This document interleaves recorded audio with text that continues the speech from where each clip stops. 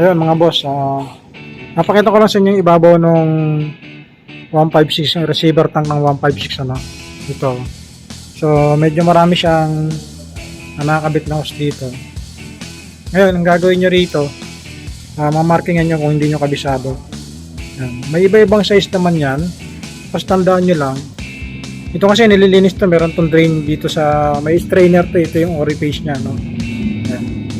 So tatanggalin ko to para matanggal yung nasa loob, papalitan natin. Yan. So update ko to sa inyo mga boss, no, pag natapos na natin. Kasi overall body repair na yung ginawa natin, tapos replacement ng parts, no, ng ating Atlas 156. So yun mga boss, tanggal natin yung mga fittings dito, no. Ano, kung papansin nyo, yan, tanggal na rin natin yung mga bolt, yan, tapos ito na yung mga bolt, yan. So tatanggalin natin to, yung buo na to, kasi nandyan sa loob yung orifice, ano, nandyan sa loob yung orifice at saka nandyan sa loob yung air oil separator. So yun yung kaalisin natin, papalitan natin ng bago. So tabayanan nyo lang mga boss, at patuloy lang tayong mag-update sa inyo sa mga compressor unit natin, ano. Ayun, papakita ko sa inyo boss yung tinanggal natin, ano. Ito yung pinakaibabaw, ito. Ayan. Tapos yung tinanggal natin, mapapansin nyo, ayun, no, itim na siya. So yung tinanggal ko is ganito na. Ayan, no. Ganito naka damage yung air oil separator natin. Ayan.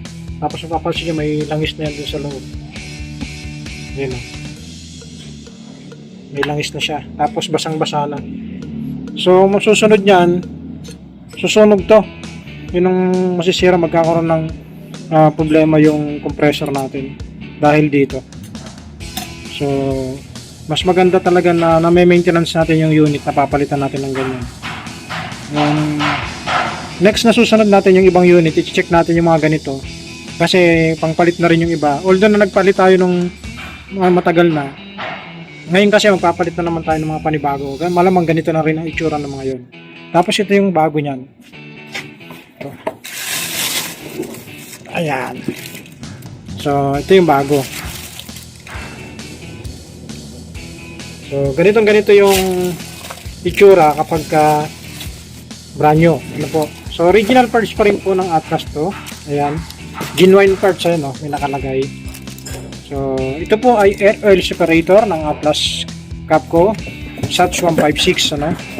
Original parts, yan, no? Air oil separator ng Atlas, yan, 156. So papalit natin to doon sa ating tinanggal na compressor unit, ano. So ito yung element na yan, may nakalagay yung Atlas Capco. Yan. So ikakabit natin to ngayon kasi hindi na natin pwedeng magamit yung isang yon dahil damage na talaga siya. So tandaan nyo mga boss, napaka-importante nito dahil pwedeng magkaroon ng problema yung compressor nyo kapag hindi nyo napalitan yung ganitong klaseng element, ano. So ayan, ibabalik na natin to, papalitan natin ng bago. Kasi general overhaul naman na tayo. Ayan. Ayan, ngayon, nakikabit na natin mga boss, no? So, naglagay na rin tayo ng date dito, no? Sa kanyang ibabaw, no? Sa pinaka-air oil separator natin yung ibabaw. Babalik natin dito yung cover para may tama natin, ano mga boss.